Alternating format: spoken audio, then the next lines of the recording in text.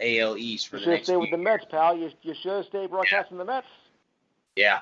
Yeah, that's right. He did broadcast the Mets before he went to Yeah, Baltimore. I remember. Yeah. I was And like, really, hey, that guy sounds familiar. Like, oh, it's Gary. the Mets really didn't have a really bad season this year. They came back towards the end, so Mm-hmm. I mean, they're always going the shadow to the Yankees anyway. It's just the way it is. Baby brother. Yep, the baby brother of the Yankees. The Correct. ugly stepchild. Yep. Well, I'll tell you one thing, though. If the Brewers didn't make this magical run that they've had in September, maybe it'd be a bit different because, they've won 19 games this month, and they were 3 games above 500 when the September started. And look at them now, and thanks to that, the Mets are now, out. Yeah, and then the surprise to me, Lewis, with the Brewers is they're doing this without Christian Yelich, who probably was going to win the MVP in the NL until he got hurt. So I mean, they're doing this without him, and I'm happy for them that I think isn't it set in the NL? I think the NL is all set. You have if the Cardinals, I don't know how it will all boil down. I think it's going to be the Nationals and the Brewers in the play-in game. And then it's the Cardinals, Dodgers, and who's the other team? Who is it? Braves? The Nationals? The Braves. That's right. They won the NL East this year. So it's the Braves. So I guess it comes. The Dodgers have the best record, so they'll get the wild card team, which means that leaves St. Louis and Atlanta playing each other in the first round. That's going to be a good first round matchup for the NL. If the Dodgers don't win, there's going to be a lot of changes both on and off the field. Correct. Come the off season. Yes, I agree with that. I think you go to 3 straight World Series and don't win one, absolutely. You're the Buffalo Bills of baseball. Yep, that would be exactly what you could. Yeah, and let's just say, Lewis, magically they don't make any changes and they go to another World Series next year in 2020 and they lose again. Yeah, that you could put that title on them as well, that they're the Buffalo Bills of MLB. Uh-huh. Yeah. Carson Wentz is doing a little jabber on with the Packers defensive back. He's got to stay healthy because they don't have Nick Foles anymore. I feel bad for him that he hurt his shoulder. Dislocated his shoulder in the first game, so he's out. But Jacksonville doesn't look too bad with Gunnar Minshew as their quarterback. They don't look all that bad. I don't know what about the Jalen Ramsey situation. Is he going to stay? Is he going to go? Owner says he's going to stay. I'll call you back in a few. Okay, no problem. All right, Rich. I think this is Adam. Is this Adam? But it is me. What's up, bud? How's it going, man? Not too much, ready to get on to Rutgers. Yeah, I don't blame you, man. I watched. I kept flipping back and forth from the Tennessee game, and I hate to say this, but that's exactly what I saw against USF, man. They manhandled us on both sides of the ball, and they did that to Michigan, and it's just like Jim Harbaugh didn't have an answer. I mean, am I wrong in saying that? It just seemed like they didn't have an answer to Wisconsin. What I saw was a lot of defense. The offense. Oh, there's so much to break down and go through. If I was Harbaugh, if I was Jim, I would have told everybody to just forget about football this week. Till Thursday. We're just going to take the whole week off. We're not going to talk about it. We're not going to discuss it. We're moving on. It's over. It's in the past. We're just going to go on to Rutgers. Because what I saw was a lot of attacking to where the ball was, not going to where the ball is.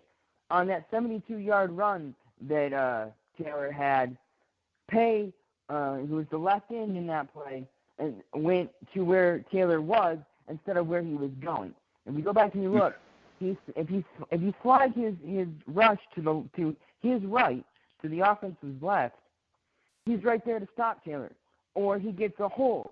Because if you watch that play, the offensive lineman is outside the frame of his body, and he has a hand on Pay's inside shoulder.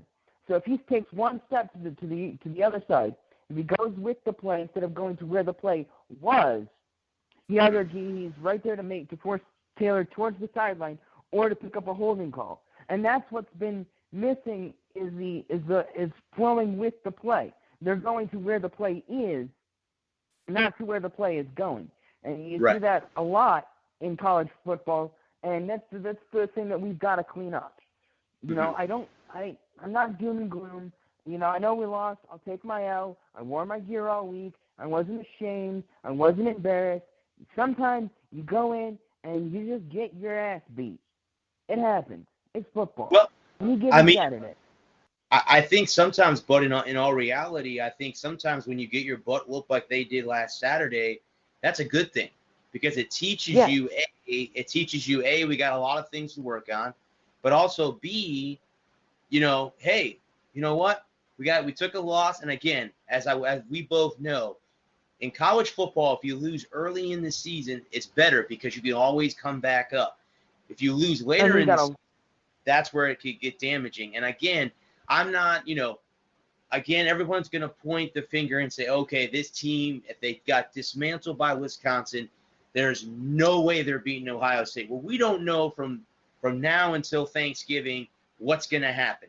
That's 2 months away from what we know. Mm-hmm. There could be a lot of changes by then.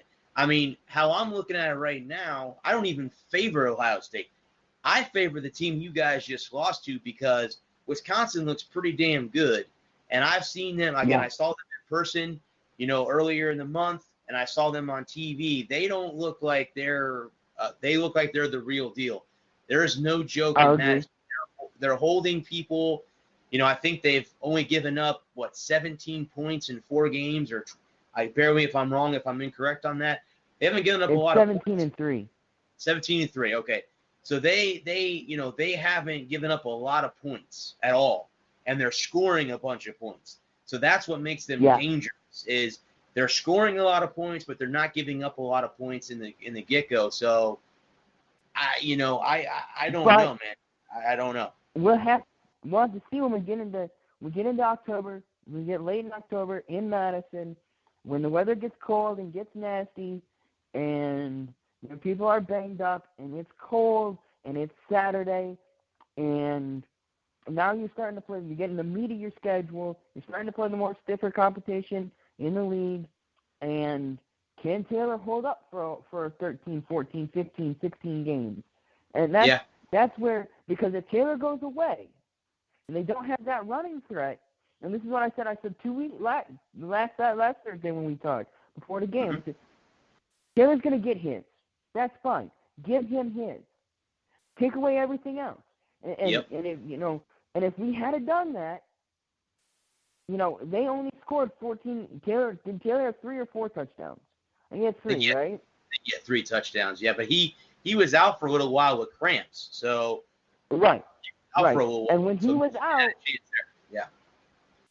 we didn't do what we needed to do. We didn't do what we needed to do to take away the rest of their threats. I said that if we take away the rest of their offense, take away the passing game, force them to be force them to feed Taylor, and have him, by the end of the third quarter, he's been in for 20, 25, 30 plays. He's seen a lot of touches, and if you take away the other options and you force him to feed Taylor and you wear him down, he's he might have 140 yards, 150 yards, 3 touchdowns in the first 3 quarters, and you hang around and you keep it close and you can score some points. If it's a 21-14 game, and we're talking about a completely different storyline. How Michigan came out with a game plan and a mindset, and they executed, but they didn't. And that's the big bugaboo right now is not executing. You can talk about how it's Jim Harbaugh's fault or it's Don Brown's fault or it's Doc McStuffins' fault. Whoever you want to blame, it doesn't matter. And I think it was John Madden or John Gruden. It was some John somewhere once said, or maybe it's Vince Lombardi. it was one of them famous football guys. He said the most overrated thing is a game plan. The most underrated thing is execution. Yeah, I agree with that. And Joe Walsh, Joe Walsh. One was the football coach, not the singer. He said, if you just do what you're told, we can win every game. I agree. Follow the team, and we can win every game. And that's what I saw. I saw guys going to where the ball was, not where the ball was going. And so many miscommunications. And the other thing is we're young defensively. In the last 2 years, we've lost 30 guys to 15 to the NFL and another 15 to graduation. There's gonna every 4 or 5 years there's gonna be a cycle of growing pains. This is a growing pain year. And the thing is, we gotta beat Rutgers, we gotta beat Iowa. We're 4-1, and we got Notre Dame. I think it's Notre Dame next. Could be wrong. Or Penn State, one or the other. Yeah, and either way. And all of a sudden, we got a ranked Iowa team, we got a ranked Michigan State team, a ranked Penn State team, a ranked Ohio State team, and that's 4 ranked games. And that's 2 against top 10 opponents. You go win those 2 games, you win the other 2 games that are ranked opponents, and you're right back in the mix. Yep. And if we lose to Rutgers, then you fire everybody. If we lose to Rutgers, then I will sit there and I will be quiet as they clean house. You got it. Clean everybody, because if you can't beat Rutgers, we're done. We're screwed. We're done. It's over.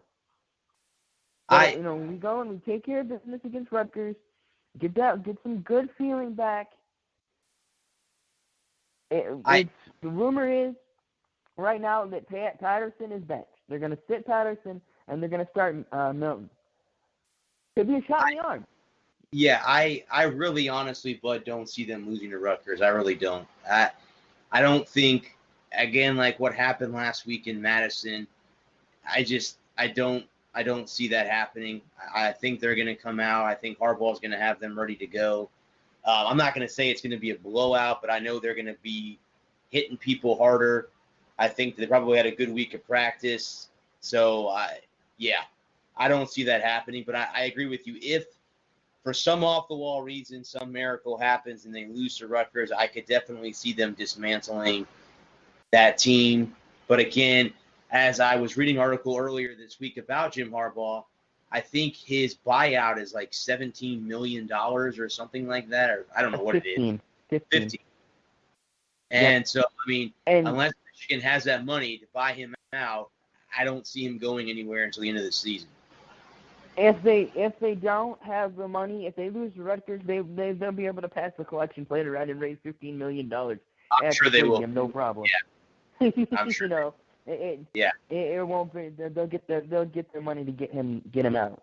Because if they lose to Rutgers, it'll be like losing to Appalachian State again, all over. Yeah. And maybe not want to wear my gear. It's really hard thing. It's really hard to lose, but it's an even harder thing to accept a loss. And you got to be a man about it. And there's so many whiny crybabies, that expect to win every game by 50 points. And Rutgers excuse me, Wisconsin's the better team Saturday. We played 10 games. Did they win 9 out of 10? Probably. If we played the same game 10 times, they probably win 9 of them. But it was just 1 week. It's a long season, a lot of time to play.